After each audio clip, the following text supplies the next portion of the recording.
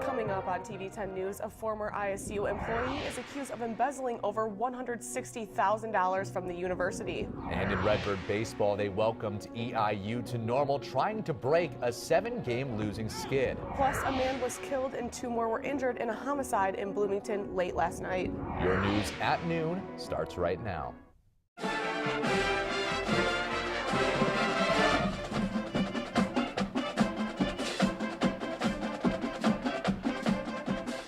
Your campus, your community, your life. This is Bloomington Normal's one and only live newscast, TV 10 News.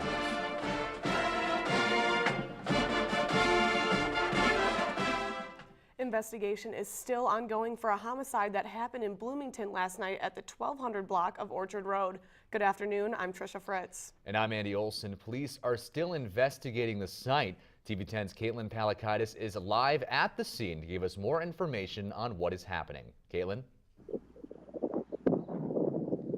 That's right, Trisha and Andy. I am here on the scene where a homicide did happen last night. There are leftover bloodstains and latex gloves here from the scene of the investigation. The Bloomington Police Department was here earlier investigating, going door to door, asking neighbors if they knew anything about this case. Last night, just before 10 o'clock, Bloomington police responded to reports of shots fired in the 1200 block of Orchard Road. Neighbors that lived there were alarmed to hear the gunshots and protected themselves immediately. Yeah, so I was just sitting on my couch trying to get her to bed, and all of a sudden I hear about 5 or 6 gunshots, and then I heard a car drive off really fast, and I just grabbed her. I didn't know what to do because I've never experienced anything like that. I just moved in here about 4 days ago. Police found an adult male, Nathaniel Caldwell, with gunshot wounds. He's at the hospital in critical but stable condition. Then, at a house nearby, at the intersection of Wildwood and Orchard, police found an SUV that had been hit with the man inside. He had been shot. Juan Nash was later pronounced dead. Then, a third man, identified as Scotty Allen, arrived at a local hospital with gunshot wounds. He is in critical but stable condition. Police are still investigating to find more leads on this case, to find more details on how these 3 men could be connected. We work tirelessly. I know the detectives have been here since about 10:30, and right now it's 9:48, so they've been here for 10 or 12 hours, and they'll be here until they make an arrest or until there's no any more leads right now. Once again, there was 1 man found dead and 2 are in critical condition. This investigation is still ongoing, and the Bloomington Police Department will notify the public if there's any more information that comes out. For TV 10 News, I'm Caitlin Palakaitis. Back to you at the studio. Thank you, Caitlin. 10 men and 2 women were chosen Tuesday to serve as jurors in the Kirk Zimmerman murder trial. The selection followed questioning of 42 people over 2 days. Work will continue Wednesday to choose 4 alternates for the trial, expected to last 4 to 6 weeks. Opening statements in the trial are scheduled for Monday morning. More than 100 witnesses are expected to testify at the trial. And one of ISU's very own employees has been stealing money for years. TV 10's Alexis Wendt is live in the studio with more on the investigation. Alexis? That's right. A longtime employee literally stuffing her clothes with money has been caught. Debbie White was arrested Monday after a long investigation got her on camera taking cash. The Bone Student Center is where White worked for years. She was accused of stealing around $161,000 from the Bone Student Center's businesses. She is being charged with 3 counts of theft, 1 being a felony. The charges say she was filling her pockets with enough money to get you about 40,000 coffees from Starbucks. Students were shocked to hear the story develop. She's been doing it for years. It's like 6 years, right? Yeah, that is extremely surprising to me. White took it to another level. Police suspect it has been happening since 2013. Very serious matter.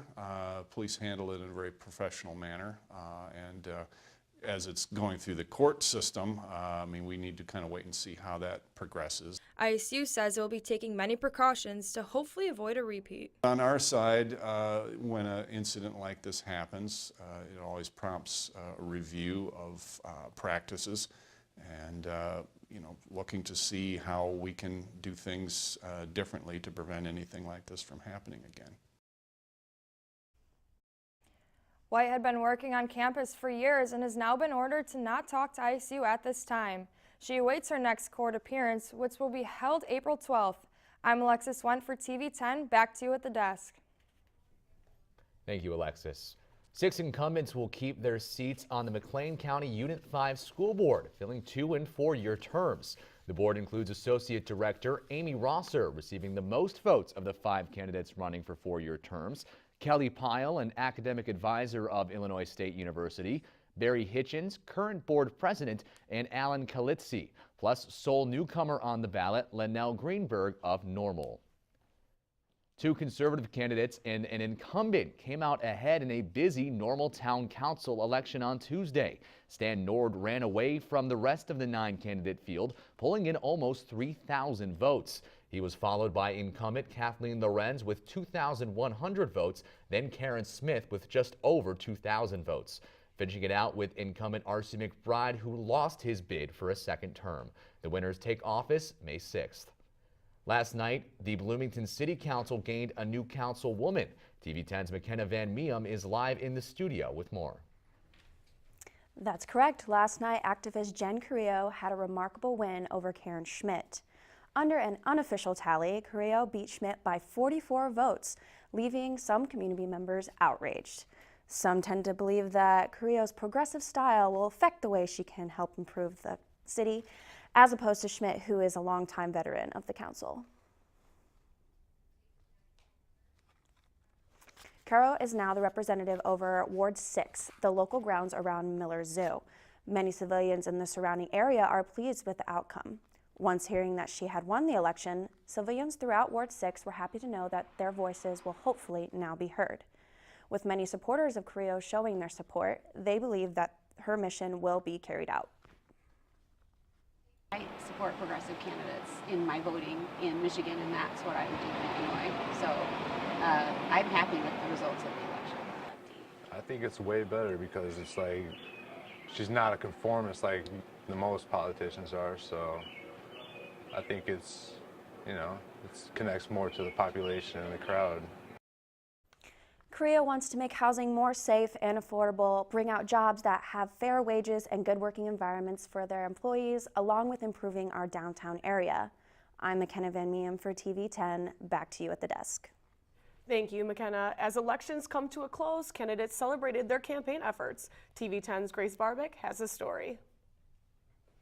Candidates for the Bloomington City Council gathered with family and friends as they awaited the results of the municipal election Tuesday night. They enjoyed good company, food and drinks, chatting and taking pictures with supporters, and even sharing in a few laughs to pass the time. Some nights ended in victory while others were not as lucky. I thought for sure. Newly elected alderman for Bloomington City Council Ward 4, Julie Emig, is excited to bring her ideas to the table. My first plan will be to continue to learn as much as I can about all of the ordinances and plans that have been passed. There's so many great strategic plans on the table, but what we need to do is enact a vision for moving them forward. And that, to me, that's a big priority. Emig most enjoyed getting to know the people she will be representing throughout her campaign. It was really fabulous to meet with a lot of the voters in my ward and have conversations with them about what they care about. And I think that connection really helped to make this possible tonight. Although Ward 2 candidate Georgine Chisel fell short in this election, she says she still has work to do to help make a difference in this community. For TV 10 News, I'm Grace Barbic. Some fresh faces have made the council, including Carrillo, who won over longtime council member Karen Schmidt. And sponsored by the Illinois Heart Lung Foundation, the Shirk Center held an expo for local health organizations.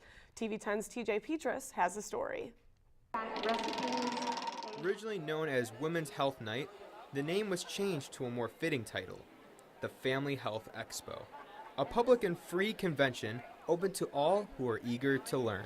Trying to get the community members aware of what we have to offer, because there's so many different businesses and different health things to just be aware of. So the expo, although focused heavily on cardiovascular health, held other booths dedicated to promoting health awareness in other areas, like dentists handing out free toothbrushes, audiologists giving free ear checks, And that one looks fine too. Very good. chiropractors performing free massages, and even Taekwondo masters showcasing whatever this is. Ready? Yep.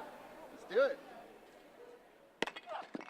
Most booths kept to the family-friendly environment by having fun and interactive activities at each booth. Even the community members are loving the opportunities that we're giving them. Some activities involved fun and games, while others were free health screenings. The expo was about educating the public, but it turned out to be a fun activity for all.